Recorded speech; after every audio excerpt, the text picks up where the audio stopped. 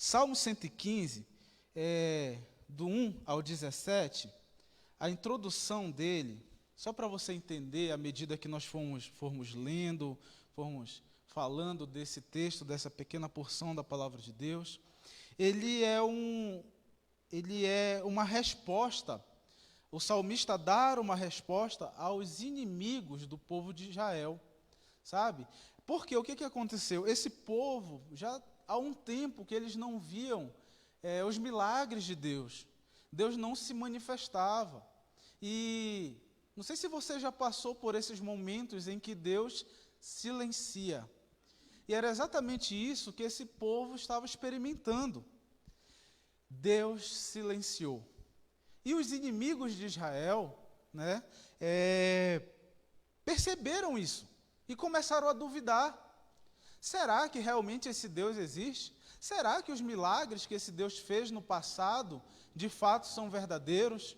Será? Israel, cadê o teu Deus? Esse Deus, será que existe? Né? Então, isso é o que motivou a escrita desse texto que nós vamos ler hoje. Então, o Salmo 115 é um pedido para que Deus se glorifique novamente no meio do seu povo. É um pedido para que Deus venha e manifeste o seu poder. Porque aqueles que criam estavam abatidos, estavam entristecidos com aqueles que faziam pouco do Deus vivo. Então, é dentro desse contexto que nós vamos trabalhar, desenvolver nossa mensagem. E a primeira parte, o primeiro bloco desse salmo é do 1 ao 3. E aqui eu quero ler junto com você. Ele diz assim: não a nós, Senhor, não a nós, mas ao teu nome da glória, por amor da tua misericórdia e da tua fidelidade. Por que diriam as nações: onde está o Deus deles? No céu está o nosso Deus e tudo faz como lhe agrada. Queridos, o nosso grande Deus está nos céus e faz tudo como lhe agrada. Isso é maravilhoso, não é confortante a gente saber que o nosso Deus é vivo, que Ele está presente entre nós, no nosso meio, e que Ele reina nos altos céus. Queridos, o nosso Deus é poderoso. Então, o salmista começa a trabalhar essa ideia. É a resposta para o que esse povo estava falando, onde está o Deus deles? A resposta é: o nosso Deus está nos altos céus e faz tudo como lhe agrada.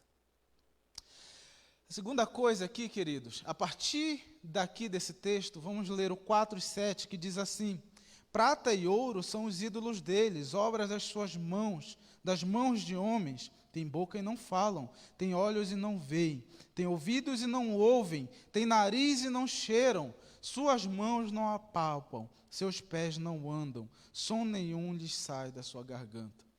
Olha o que o salmista está mostrando. Ele está dizendo: Israel, esse povo que questiona a tua fé, esse povo que quer ver você abatido, quer ver você entristecido, olha os deuses deles.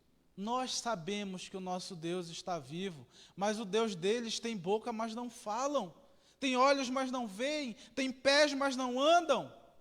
O nosso Deus está vivo. Que resposta maravilhosa foi essa que esse salmista deu. Então, queridos, a gente precisa entender isso. Ainda que em tempo de pandemia, ainda que entristecidos, ainda que abatidos, o nosso Deus é vivo e tudo faz como lhe agrada. Ele não perdeu o controle, querido. O nosso Deus é vivo. E no verso 8, diz assim: tornem-se semelhantes a eles, os que fazem e quantos neles confiam. E aqui ele apresenta para a gente uma coisa bastante interessante.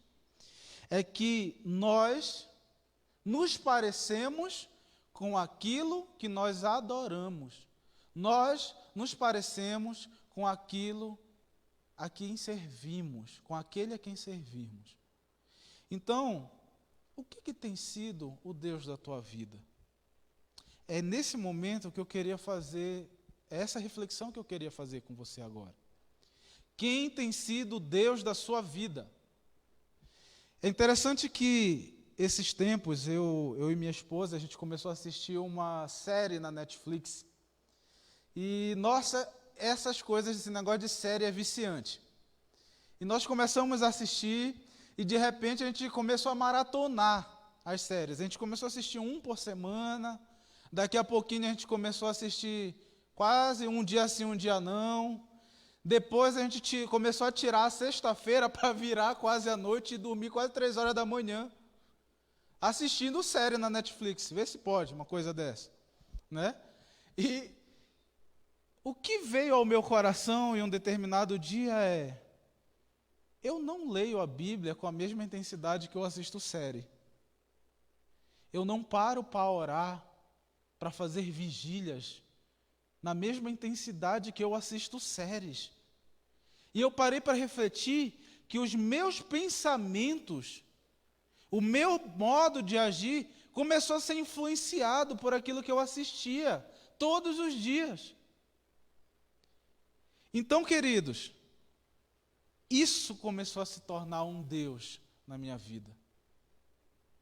E eu comecei a colocar o meu devocional, o meu culto familiar, os meus momentos de oração de lado para assistir série. Então, eu estou te contando essa história para você entender que Deus me deu um puxão de orelha. Ele falou: ei, eu tenho que ser o primeiro lugar na tua vida. Não tem pecado, não é problema assistir a série. Claro que tem uma série que não é para crente ver, tá, querido? Vigia. Mas não há problema em você assistir um filme, assistir uma série, mas a gente precisa ter cuidado.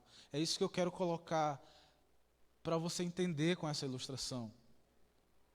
Um marido pode se tornar um Deus na tua vida. O filho pode se tornar um Deus na tua vida. A tua mulher pode se tornar um Deus na sua vida. O teu trabalho pode se tornar um Deus na sua vida. Quem é que reina na sua vida? É o nosso grande Deus? O próximo ponto que nós vamos falar é: eu quero te chamar, eu quero fazer uma chamada para você se tornar um ministro do Evangelho. Como assim?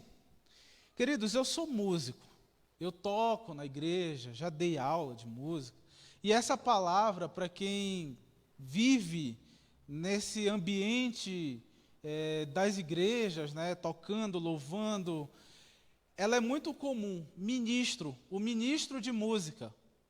Né? E tem muita gente que pensa que o ministro de música é só aquele que é o líder do ministério de louvor. Mas todos nós somos ministros.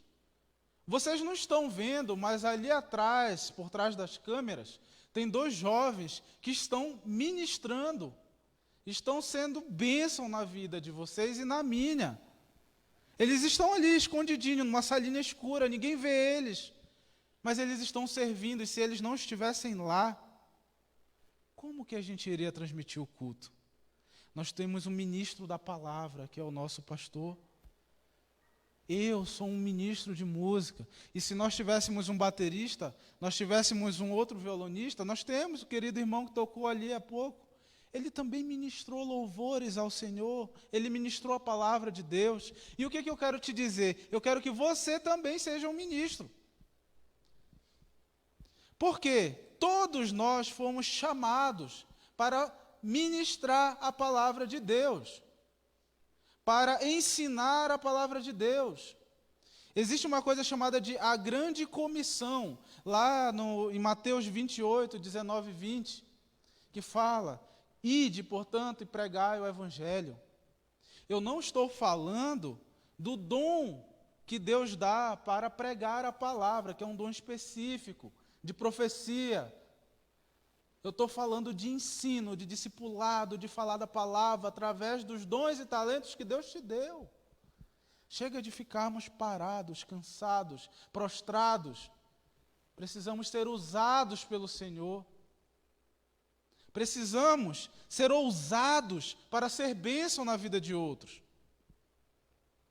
E nesse momento, a partir do versículo 9, o salmista começa a animar o povo. O salmista começa a ministrar sobre a vida do povo. E é isso que eu quero que você entenda, fique atento a partir de agora. O salmista anima o povo. Vamos ler o que o salmista começa a dizer aqui, a partir do versículo 9? Diz o seguinte: Israel, confia no Senhor, Ele é o seu amparo, Ele é o teu escudo. A casa de Arão confia no Senhor, Ele é o seu amparo e o seu escudo. Confie no Senhor os que temem o Senhor.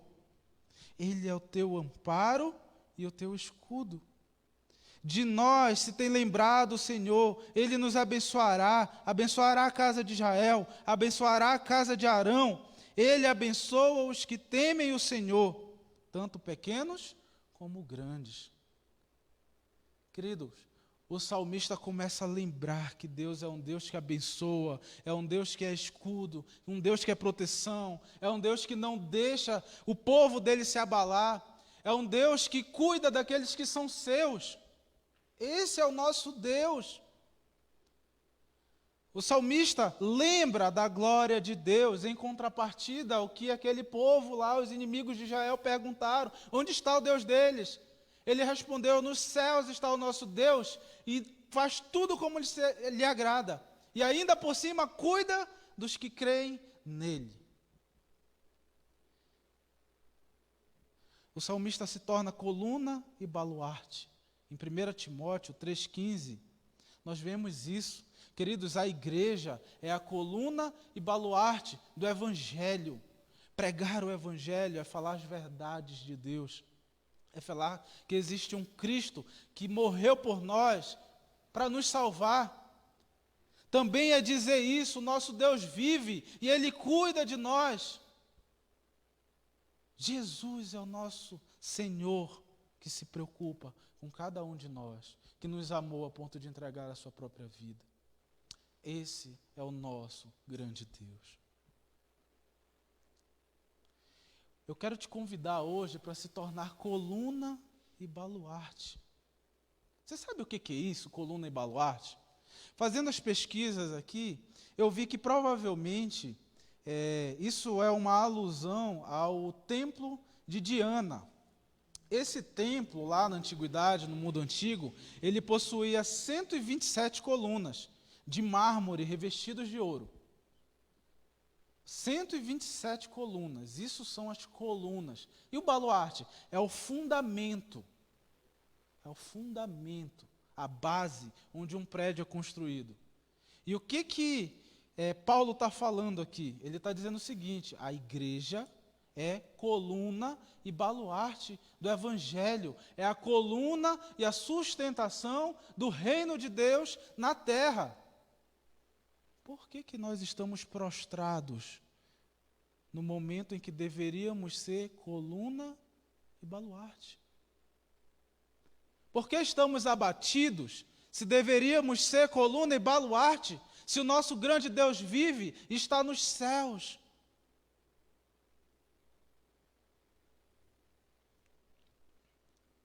Nós somos a coluna e o baluarte do Evangelho no nosso tempo.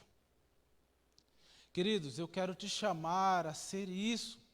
Eu quero te chamar a levar a esperança e interceder pelos abatidos. Você que já recebeu, que já conhece a graça, a glória, a misericórdia, o amor de Deus, do grande Deus, compartilhe com outras pessoas. Seja você coluna e baluarte. Leve a esperança e interceda pelos próximos, por aquele que está numa situação pior do que você. Lembre de que o seu Deus é vivo. Ele não morreu naquela cruz. Nos céus está o nosso Deus e tudo faz como lhe agrada. Ministre as bênçãos e interceda pelo povo. É isso que nós vamos aprender com o salmista a partir do verso 14 e 15. Vamos ler juntos? O Senhor vos aumente as bênçãos mais e mais, sobre vós e sobre vossos filhos. Sede benditos do Senhor que fez os céus e a terra. Queridos, abra sua boca para falar, para abençoar, para louvar, para glorificar, para animar. Não se cale, não se abata. O teu Deus é vivo. Só que tem pessoas que têm o costume de só querer pedir. Pessoas que pedem, que pedem, que pedem. Não sabem agradecer e não sabem abençoar. O que você é? Um pedichão? Ou você é um abençoador? Tem um Provérbios 14:15a, diz o seguinte: há uma geração cujos dentes são espada e cujos queixais são facas, para consumirem na terra os aflitos e os necessitados entre os homens. A sanguessuga tem 2 filhas, a saber, Dada. Ele está falando de uma geração, de um povo que só sabe pedir e se aproveitar, explorar os mais fracos, explorar os abatidos, e só sabe falar, dá, é uma sanguessuga, só sabe pedir, só sabe querer, só sabe fazer isso, mas e a nossa parte? O que eu e você vamos fazer?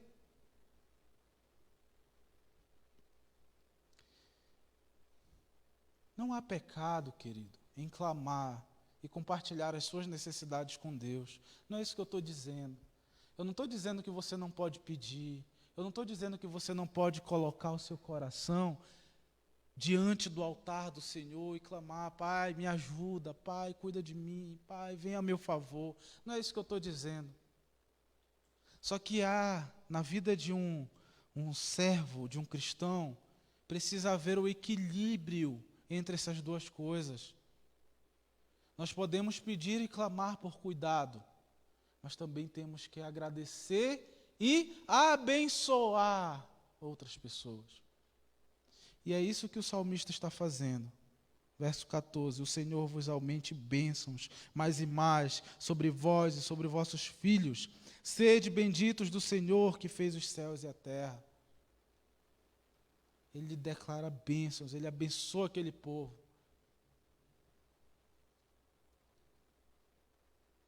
Querido, olhe para o seu próximo, faça-o lembrar de que Deus é fiel e que Ele sustenta o seu povo e que sempre há oportunidade para louvar e se voltar para Deus enquanto estivermos vivos. Portanto, bendize ao Senhor, povo de Deus. Spurgeon, considerado o príncipe dos pregadores, diz o seguinte: nenhum louvor é devido ao homem. Temos nós uma vida? Não a nós. Temos saúde? Não a nós. Temos confortos exteriores? Não a nós. Amigos, fé, Salvador em Cristo? Não a nós. Se somos úteis a outras pessoas? Não a nós. Todo louvor deve ser dado a Deus, porque tudo o que temos vem do amor dEle, porque tudo o que esperamos vem de sua fidelidade. Não a nós, Senhor, não a nós, mas ao teu nome da glória, por amor da tua misericórdia e da tua fidelidade. Salmo 115:1, o primeiro verso desse salmo que nós estamos lendo hoje. Querido, cuide das outras pessoas, cuida do teu próximo, anima o teu próximo. Leve a esperança, leve a paz de Cristo. Mas entenda que a glória e a honra devem ser dadas a Deus, não a nós. No final da nossa missão, vamos ser considerados ainda servos inúteis. O que nós podemos fazer diante da glória do grande Deus? Sirva com amor e alegria, mas não se engrandeça pelo que você está fazendo. A honra e a glória devem ser dadas a Deus. Eu queria compartilhar com você, já caminhando para a conclusão, uma experiência que eu passei indo no hospital, visitando o hospital. Nós estamos caminhando junto com o pastor Eduardo, com o pastor Marte, ali no Hospital Vitória. E há mais ou menos umas 2 semanas atrás, aconteceu um fato que me impactou bastante. Nós entramos numa UTI, e naquela UTI tinha uma senhora que estava num estado assim muito abatido. Ela estava de fralda, despida, fazendo hemodiálise, entubada, muito fragilizada. E a gente conseguia ver o corpo dela lutando para permanecer vivo. E também a gente viu um outro senhor que estava ali, naquela mesma UTI, na cama quase que do lado. Ele estava melhor.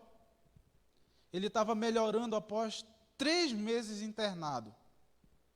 E o que aconteceu ali? Os médicos estavam animados, porque o quadro dele estava melhorando, só que ele ia receber alta, provavelmente. Então nós estivemos ali, cantamos, louvamos ao Senhor, agradecemos porque aquele homem iria receber alta, e louvamos, e foi um momento muito gostoso. Os médicos gostaram, aplaudiram porque a gente cantou, agradeceram, e foi aquele momento de alegria. Um momento muito contraditório, porque a gente estava vendo pessoas praticamente mortas, mas a gente viveu aquela alegria. E saímos dali, daquela UTI, continuamos o trabalho, e terminou aquele dia, e voltamos depois de uma semana, naquela mesma UTI, aquela mesma equipe médica, só que aqueles 2 pacientes não estavam mais lá. Ambos haviam falecido. E naquele dia nós cantamos, mas não houve aplausos. Nós oramos, mas não houve alegria. Porque aqueles 2 pacientes que a gente tinha esperança de que voltassem, não voltaram, não foram restaurados. E a gente pergunta, poxa, mas nós oramos, nós pedimos, e o Senhor não falou nada. O Senhor não veio em favor dessas pessoas. Queridos, esse texto veio no coração. No céu está o nosso Deus e tudo faz como lhe agrada. E o que nós fazemos não é para nós nos sentirmos bem, era para abençoar o próximo. E naquele momento nós pudemos levar a esperança. A equipe pastoral, não estava eu sozinho ali, eu estava cantando apenas. E aquela equipe pôde levar a esperança, consolar, cuidar daqueles que estavam abatidos e desesperançados. Queridos, o que você tem feito para cuidar das pessoas que estão em volta de você?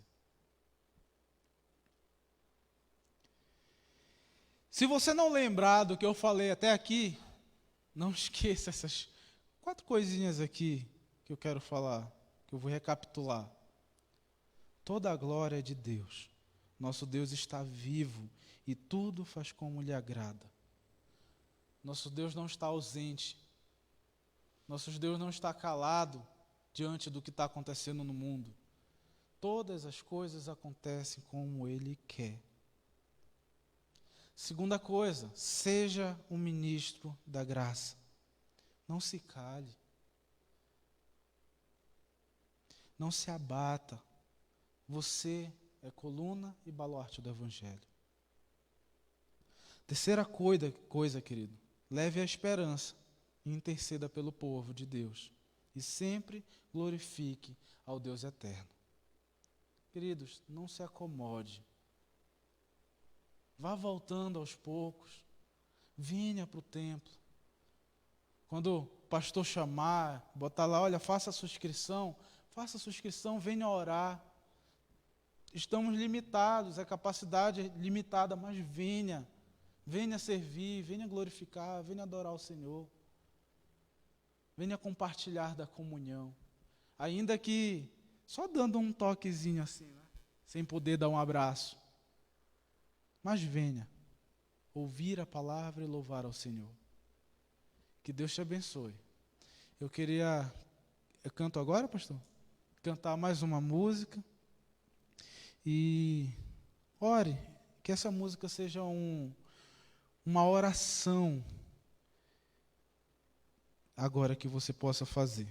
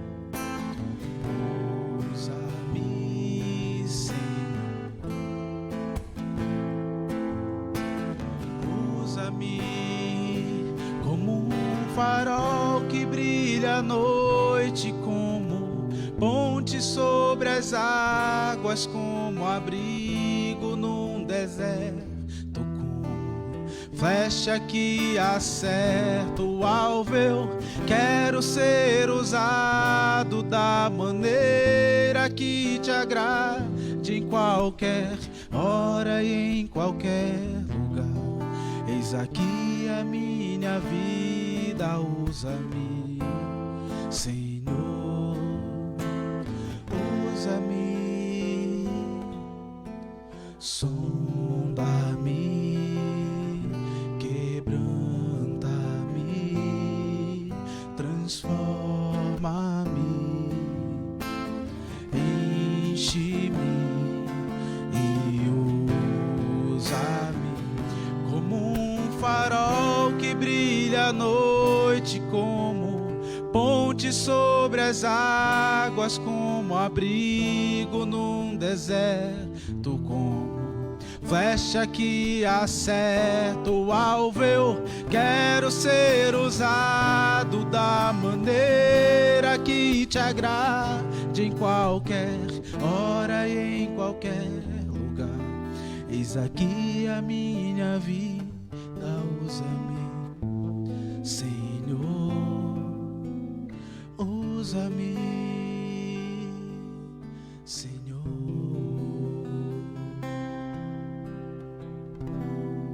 Amém. O Senhor seja louvado.